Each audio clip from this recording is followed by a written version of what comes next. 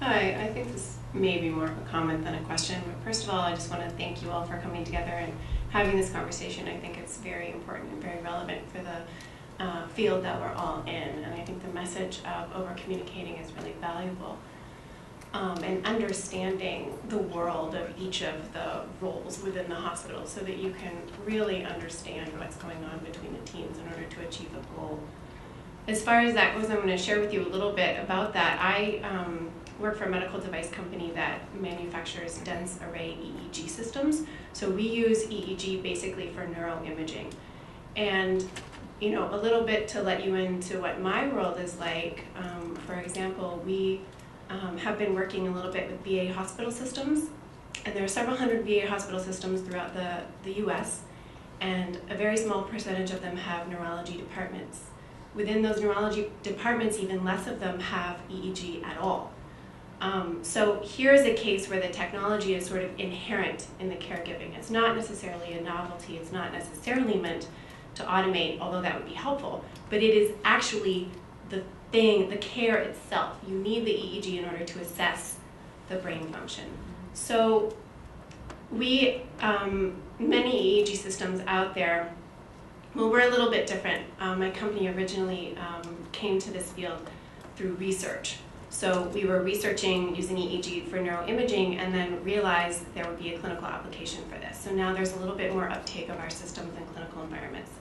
Our challenge, which is very specific to us because we came from a different angle than starting out as a medical device with healthcare as the main goal, is that our systems are Mac-based. So I guess this question or my comment is a little bit more directed at John, right? Is that your name? Yes. John? So my challenge, entering into a VA hospital, and my job is to train the many clinicians on the system and its uses, including biomed, IT, the EEG techs, the doctors, the nurses if they happen to walk into the room and see this strange dense array EEG device with 256 electrodes on the scalp. My challenge is knowing the right questions to ask and who to ask those questions of. Because IT departments are big, dark, black holes. I don't know who to go to, I don't know who to ask the right questions of, and they're very difficult to get follow-through from, is my experience. And then biomed, thank you for your clarification between the differences in biomed and IT because they're related, I'm not quite sure how. Biomed wants me to show them certain things about the system, but they can't tell me exactly what those things are that they need to see. And so another thing that's very useful is being able to articulate your workflow. And that helps the vendors meet your needs. So in this conversation of medical connectivity, this has been brought to us through the lens of a hospital institution. But how can we keep everybody in the loop, vendors included, who have to meet the needs of many different hospitals, and each one is its own universe. So help us help you. What do we do? And what questions do I ask? Who do I go to? So these are sort of hypothetical, maybe unanswerable questions in this particular context, but that's to kind of bring the vendors back into the picture. You know, we are all working for the same goal, which is patient care. This is true. So technology isn't necessarily the bad guy in all situations. And a lot of times we need to work together to integrate something that might be novel because that technology could inherently really better the patient care and the patient experience. So thank you. Well, I do thank you for your comment. I think from the vendor side, the easiest thing that you could ask us is really what is your workflow? So fundamentally, we all struggle with this, right? We all go to nice conferences and see big demos, and we have physicians that come back daily saying, hey, I want this widget, right? The workflow is what drives what the needs are. And so, you know, to Melita's point, looking at our big picture, the workflow is really what helps all of us, even the vendors, get on the same page, okay?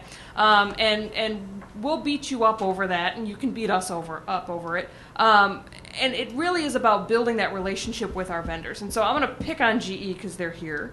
And I have a pretty decent relationship with my GE friends. Hi, Chad.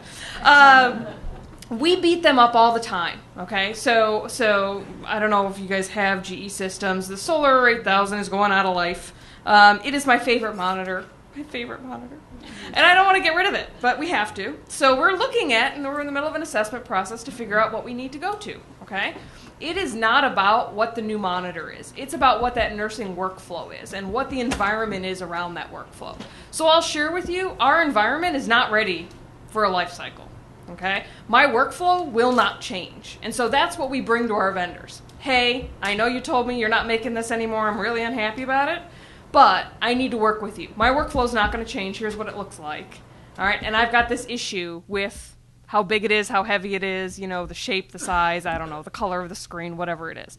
Those conversations need to be very upfront, and you really need to have that relationship with that institution, and we need that relationship with the vendors to sit down and say, hey, I don't like this.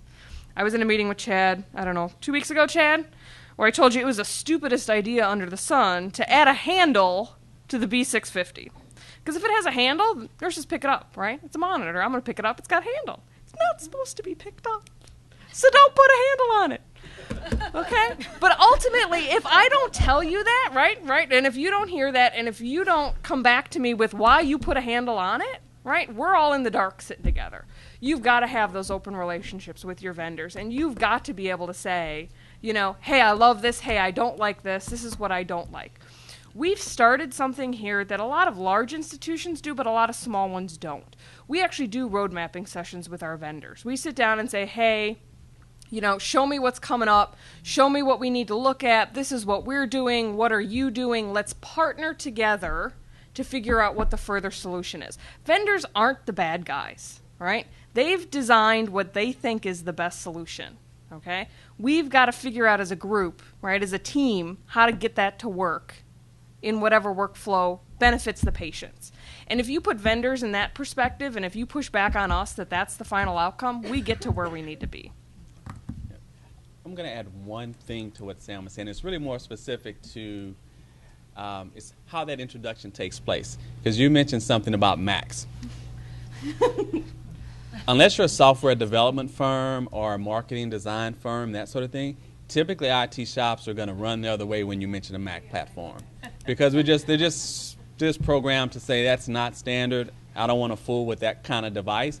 But if you come with here's what I'm solving from a patient care perspective and an outcome perspective, leave the other stuff to the end. Once you understand whether or not once you understand that and whether or not that has value, then you can work through how would that work in this environment. We don't typically do that sort of thing here, but if that solution is going to improve the care of the patient, then we can work through how is that going to work in the environment.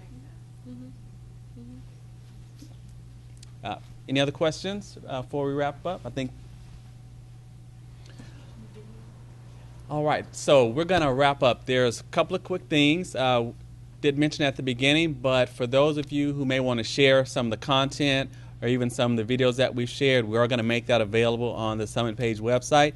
And if you're, we'll also get, you'll receive a link to the content as well as the video once that's ready. And you could also forward that on if you want to share that with your coworkers or peers who were unable to attend. So we'll be making that available as well. So I don't think that you won't get a chance to have a copy of the content that we've shared with you today. So in that, I want to wrap up in saying thank you to SSR for helping put this on. Thank you to the panelists. We've had a lot of wonderful sessions today, and we really appreciate your engagement. And we look forward to having additional summits like this to share our experiences as well as hearing what you guys are doing from providing workflow and care in the industry. Thank you.